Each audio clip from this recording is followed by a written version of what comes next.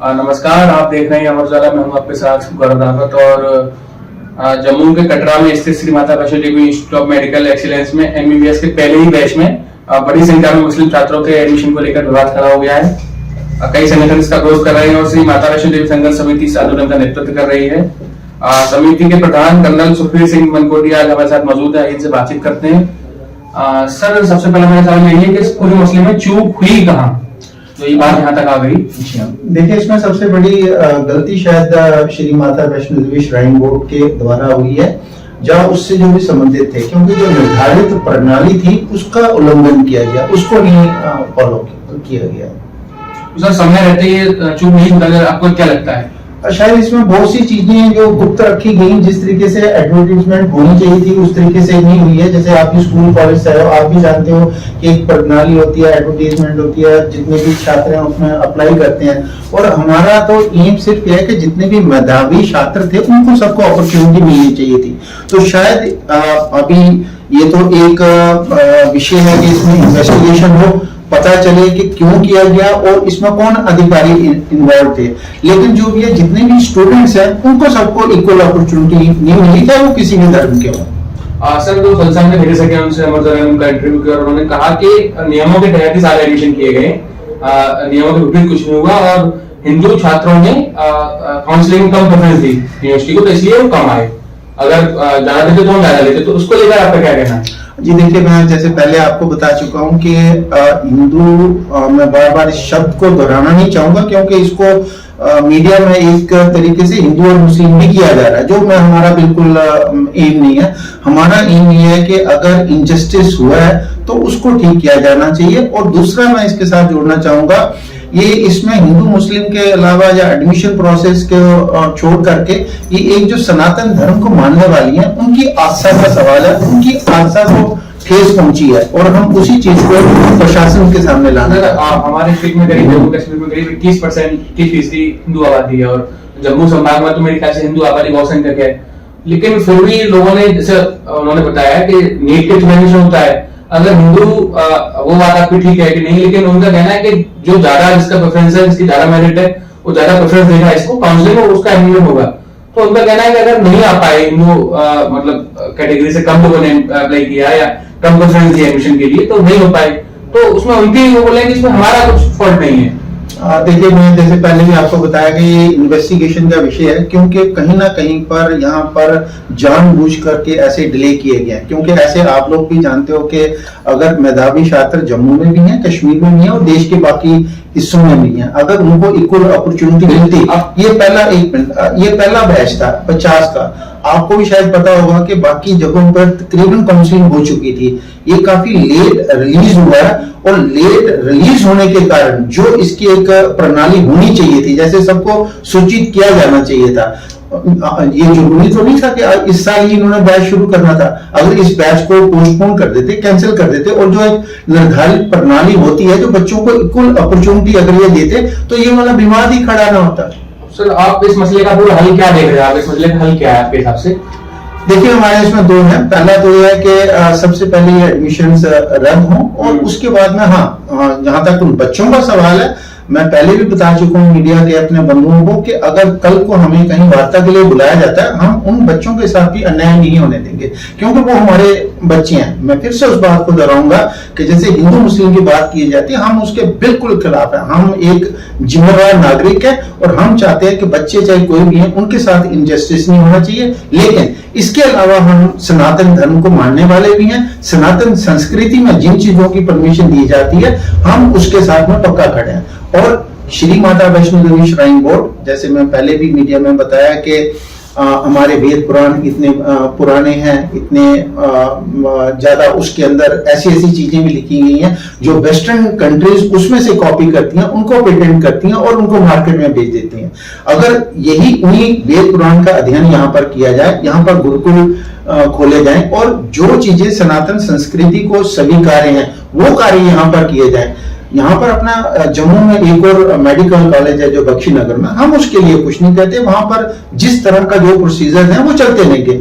लेकिन क्योंकि माता वैष्णो देवी में देश भर से सनातन धर्म के अनुयायी आते हैं, जिनके माता वैष्णो देवी में बहुत ज्यादा श्रद्धा है, वो वहां पर चढ़ावा चढ़ाते हैं। हमारे पास भी कई लोगों के देश के भिन्न भिन्न लोगों से फोन आए, आपके भी अगर मित्र दूसरी स्टेट्स के अंदर होंगे तो उनके भी आप कर रहे हैं, क्योंकि जिस श्रद्धा के साथ में वो पैसा चढ़ाया जाता है वो सनातन धर्म की प्रगति के लिए चढ़ाया जाता है। सर जैसे आपने कहा, मेरा एक सवाल निकल रहा है कि संस्थान श्राइन बोर्ड का है, वहाँ मैथ्स में क्या बनेगा क्या नहीं बनेगा वो उनको डिसाइड करना है, प्रेयर क्या होगी संस्थान की, कैसा आचरण रहेगा स्टूडेंट्स का वो उनको डिसाइड करना है। आपको चूंकि आप समिति के प्रधान हैं, तो समस्या क्या है मुस्लिम छात्रों से जो आपको लगता है कि ये समस्या है? नहीं, यहाँ तक फिर मैं इस शब्द को दोहराना चाहूंगा, हमें मुस्लिम छात्रों से कोई समस्या नहीं है।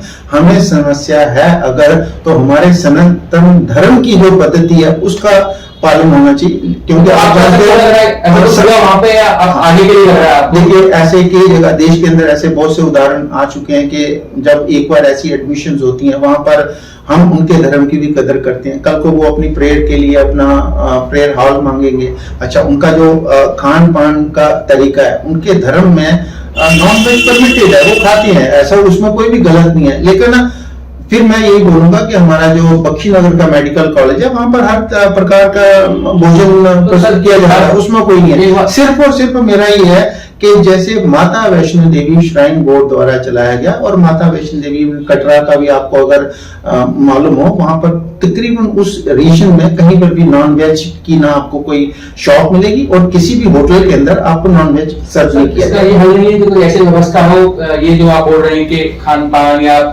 पूजा पद्धति, कोई ऐसी इसका हल नहीं है, कोई ऐसी व्यवस्था नहीं है कि वो समस्या आगे आए ना? देखिए, ये तो अभी श्री माता वैष्णो देवी श्राइन बोर्ड को के ऊपर डिपेंड करता है कि वो ऐसी व्यवस्था करें, क्योंकि वो लोग वहां पर हैं, गलती उनके द्वारा की गई है। उन्होंने ऐसे रूल्स रेगुलेशन बनाने चाहिए थे कि बात यहाँ तक पहुंचती ही नहीं, ये उनकी जिम्मेवारी थी। श्राइन बोर्ड की 100% चूक है। और देखिए, गलतियां हम सभी से होती हैं, जिंदगी में किसी न किसी पड़ाव पर हम गलतियां करते हैं, लेकिन उन गलतियों को करेक्ट करने में कौन सी बुराई है?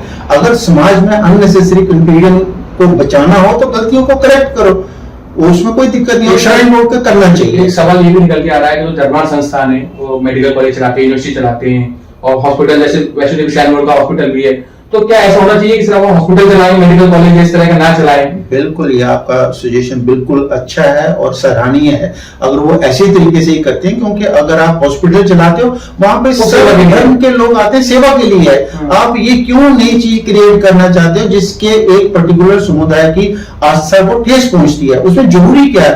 और क्यों श्राइन बोर्ड को ऐसे अड़े रहने के लिए हमें शुरू करना है? उसको आप कैंसिल करिए, और जिन बच्चों का एडमिशन किया गया उनका कैरियर बर्बाद मत करिए। गवर्नमेंट है, कुछ भी कर सकती है, कहीं पर भी है, उनको कंपनसेशन देनी है, या उनको जो दूसरे मेडिकल कॉलेजेस हैं उनके अंदर उनको एडजस्ट करना है तो उनको करना चाहिए। और सर, एक कल सीएम अब्दुल्ला भी बनाना है, कल परसों में आपने भी सुना होगा कि अगर आप मुस्लिम छात्रों को, आप बार बार बोल रहे हैं लेकिन उन्होंने ऐसा बोला कि आप मुस्लिम छात्रों को नहीं पढ़ाना चाहते तो आप मना कर दीजिए, हम तुर्की या बांग्लादेश में, तो उस पर आपको क्या कहना है? देखिए, मैं वो मुख्यमंत्री हैं, उनकी किसी भी स्टेटमेंट पे टिप्पणी नहीं करना चाहूंगा, लेकिन आप एक रिस्पॉन्सिबल मीडिया से हो, मैं आप ही को बोलूंगा कि आप ये चेक करिए कि उन्होंने जिन 2-3 देशों का नाम लिया वो देश कौन से हैं, वो आप खोजिए, और अगले बार अगर आप उनसे मिलते हो, जब उनसे इंटरेक्ट करते हो, तो प्लीज ये मत जरूर पूछिए उनसे कि उन्होंने इन देशों का नाम क्यों लिया, किसी और कंट्री का नाम क्यों नहीं लिया। सर, समय की आपके पास में कमी है, मेरा आखिरी सवाल ये है कि अब आपकी मतलब समिति की क्या रणनीति आगे, क्या करेंगे आप? देखिए, हमारे क्या हो गया? देखिए, हमारी जो समिति है ये बिल्कुल बहुत ही रिस्पॉन्सिबल लोग हैं इस समाज के।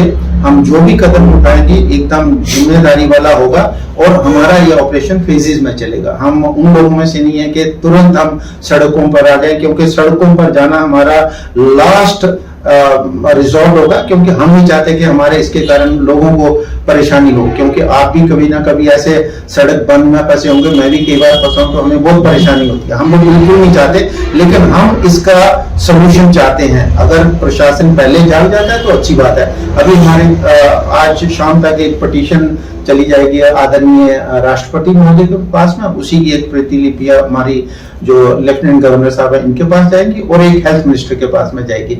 वहां से क्या रिप्लाई आता है, क्योंकि आजकल आपको पता है कि सब कुछ ईमेल के थ्रू जाता है, वी एक्सपेक्ट के अगले एक दिन के अंदर अंदर आ जाएगा। उसके बाद में हमारा इसके साथ साथ में हर एक डिस्ट्रिक्ट लेवल पे हमारी समितियां बन चुकी है, इवन कुछ एक ब्लॉक लेवल पर भी बन चुकी हैं।